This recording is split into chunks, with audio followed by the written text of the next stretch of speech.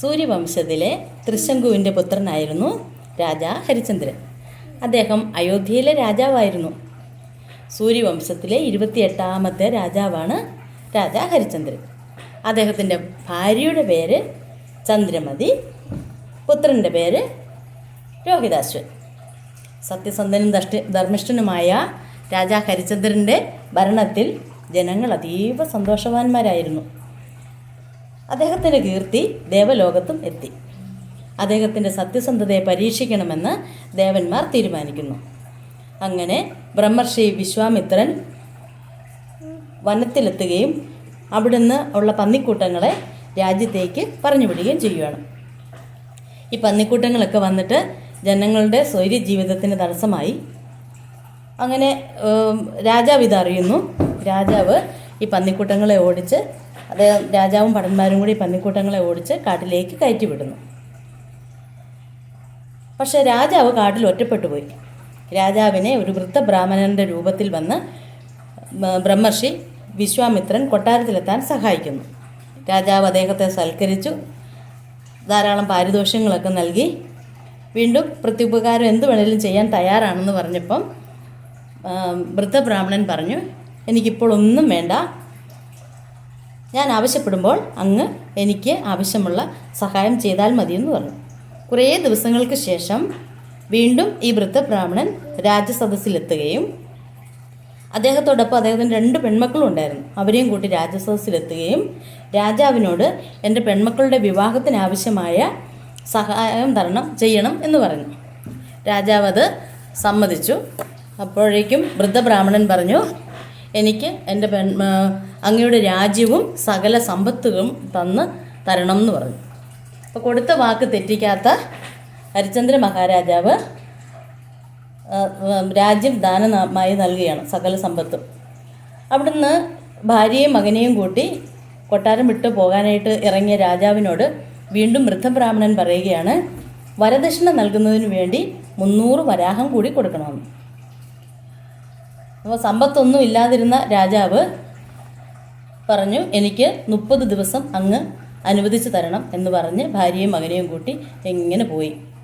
പറഞ്ഞ അവധിയൊക്കെ ആയിട്ടും പണം കണ്ടെത്താൻ കഴിയാതെ അവരിങ്ങനെ വിഷമിച്ചു.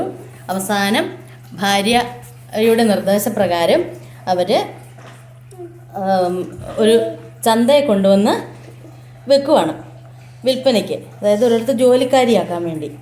അങ്ങനെ അവിടുന്ന് കിട്ടിയ 30 വരാഹം വാങ്ങിച്ച് 300 വരാഹം കേട്ടോ, 300 വരാഹം വാങ്ങിച്ച് നമ്മുടെ വൃദ്ധബ്രാഹ്മണൻ്റെ കടം വീട്ടുന്നു.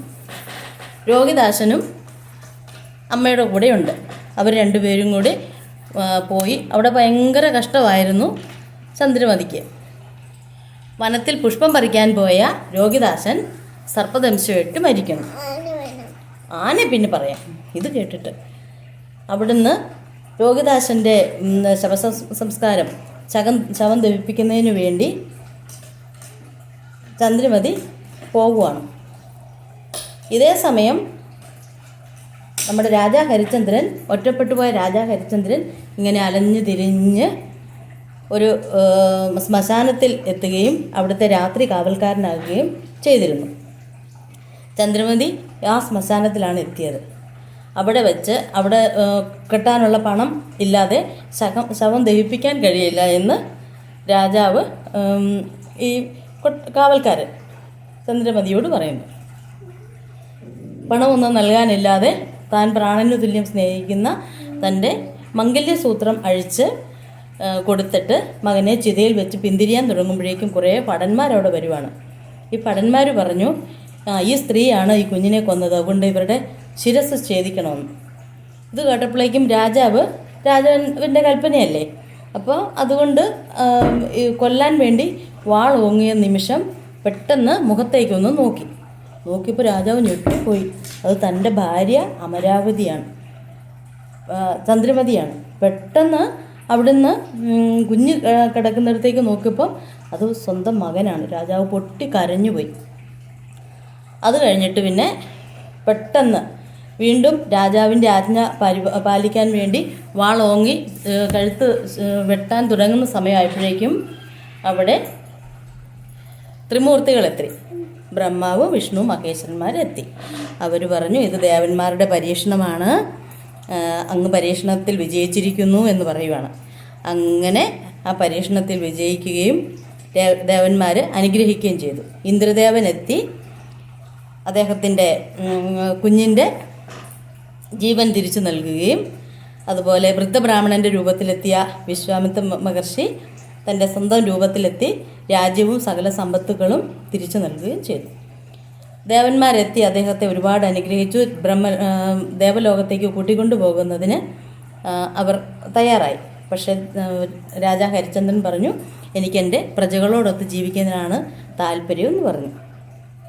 അങ്ങനെ അയോധ്യയിലെ രാജാവായി രാജാ ഹരിചന്ദ്രൻ ഭാര്യ ചന്ദ്രമതിയോടും മകൻ രോഹിതാശ്വനോടും കൂടി ഒരുപാട് കാലം ജീവിച്ചു.